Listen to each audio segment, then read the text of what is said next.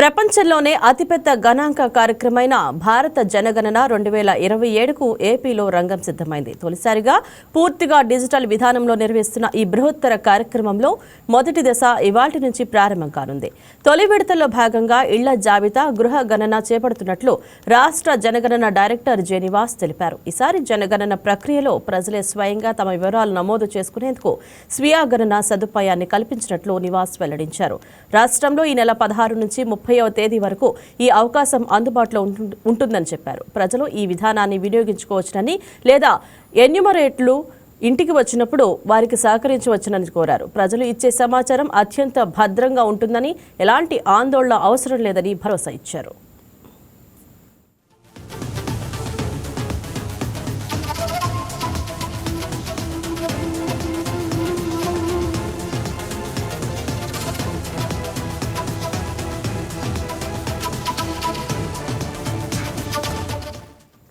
ఈ సెన్సెస్ ప్రక్రియ 2 విడతల్లో జరుగుతుంది. మొదటి విడతగా ఇవాల్టి నుంచి హౌస్ లిస్టింగ్ ప్రారంభమవుతుంది. రెండో విడతలో జనాభా గణన ఫిబ్రవరిలో చేపట్టనున్నారు. హౌస్ లిస్టింగ్ సమయంలో ప్రతి ఇంటికి ప్రత్యేక సెన్సెస్ హౌస్ నెంబర్ ఇవ్వబడుతుంది. అలాగే ప్రతి భవనానికి బిల్డింగ్ నెంబర్ కేటాయించి అది కమర్షియల్ లేదా నాన్ కమర్షియల్ కేటగిరీకి చెందినదో నమోదు చేస్తారు. ఈ ప్రక్రియలో ఎన్యూమరేటర్లు ప్రజల నుంచి వివిధ వివరాలు సేకరిస్తారు. ఇళ్లు ఎలా నిర్మించబడింది, ఏ మెటీరియల్ ఉపయోగించారు, అది నివాసయోగ్యంగా ఉందా లేదా వంటి ప్రశ్నలు అడుగుతారు. ఇంట్లో ఎంతమంది ఉంటున్నారు అనే వివరాలతో పాటు కుటుంబంలో ముఖ్య నిర్ణయాలు తీసుకునే వ్యక్తి వివరాలు మాత్రమే నమోదు చేస్తారు. జనగణన విధులకు ఆటంకం కలిగించినా లేదా ఉద్దేశపూర్వకంగా తప్పుడు సమాచారం అందించినా క్రిమినల్ చర్యలు తీసుకుంటామని ఆయన హెచ్చరించారు.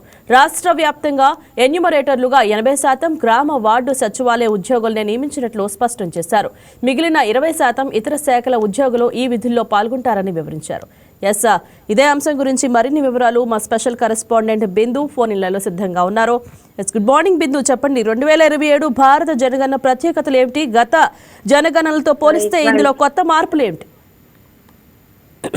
రైట్ ఇంద్రజ, 2027 జనాభా లెక్కల కింద స్వీయ గణన ప్రక్రియ ఆంధ్రప్రదేశ్ వ్యాప్తంగా ఈ రోజు నుండి 2 దశల్లో డిజిటల్ ఫార్మాట్ లో ప్రారంభం కానున్నాయి.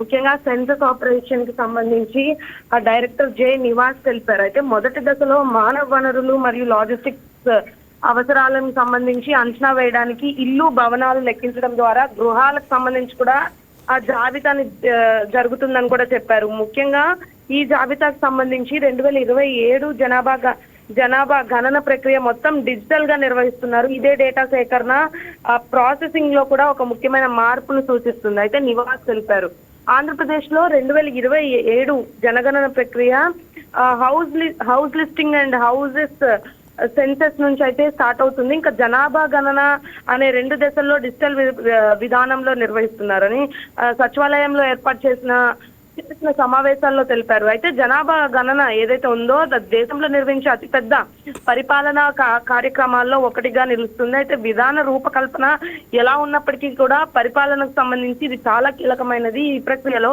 సేకరించిన సమాచారం ఏదైతే ఉందో దానికి సంబంధించి సంక్షేమ పథకాలను రూపొందించడానికి కూడా వనరులను కేటాయించడానికి గ్రామీణ పట్టణ ప్రాంతాల్లో మౌలిక సదుపాయాలను మెరుగుపరచడానికి అయితే ఇది ఉపయోగిస్తూ ఉంటారు. పూర్తిగా డిజిటల్ విధానంలో నిర్వహించడం వల్ల ఏ ప్రయోజనాలు ఉన్నాయి? అంటే ఇది వరకు చూసుకుంటే ప్రతి సెన్సస్ కి సంబంధించి ప్రతి ఇంటికి వెళ్ళి అక్కడ జనగణన చేసేవాళ్ళు. దీనికి సంబంధించి డిజిటలైజేషన్ చేసినప్పటి నుండి కొంచెం ఫ్రాడ్ అనేది కూడా తగ్గిద్ది. ఎందుకంటే మీకు కొంతమంది జనాభా లెక్కలు అని చెప్పి ఇంటికి వచ్చి ఫ్రాడ్ చేసి వారి డీటెయిల్స్ తీసుకొని వెళ్ళడం ఇలాంటివన్నీ జరుగుతాయి. అంతేకాకుండా ఈ వారి పనులకు కూడా ఆటంకం కలిగించే వారిపైన కూడా క్రిమినల్ చర్యలు తీసుకుంటామని అధికారులు హెచ్చరించారు. అంటే ప్రజలు సహకరించే సరైన సమాచారాన్ని అందించాలని కూడా కేంద్రం జారీ చేసిన జనాభా గణనకు సంబంధించి అన్ని నోటిఫికేషన్లు రాష్ట్ర ప్రభుత్వం తిరిగి ప్రచురించింది. అంటే ఇప్పుడు ఏం జరుగుతుందంటే డిజిటలైజేషన్ జరగడం వల్ల కొంచెం ఫ్రాడ్ అనేది కూడా నియంత్రించడానికి అవకాశం ఉంటుంది. ఇంకా ఇళ్ల జాబితా ప్రక్రియలో భాగంగా నీరు, పారిశుద్ధ్యం, విద్యుత్ దీపాలు, వంట ఇంధనం వంటి గృహ సౌకర్యాలతో పాటు ఇతర డీటెయిల్స్ కూడా తీసుకుంటూ ఉంటారు. థాంక్యూ బిందు.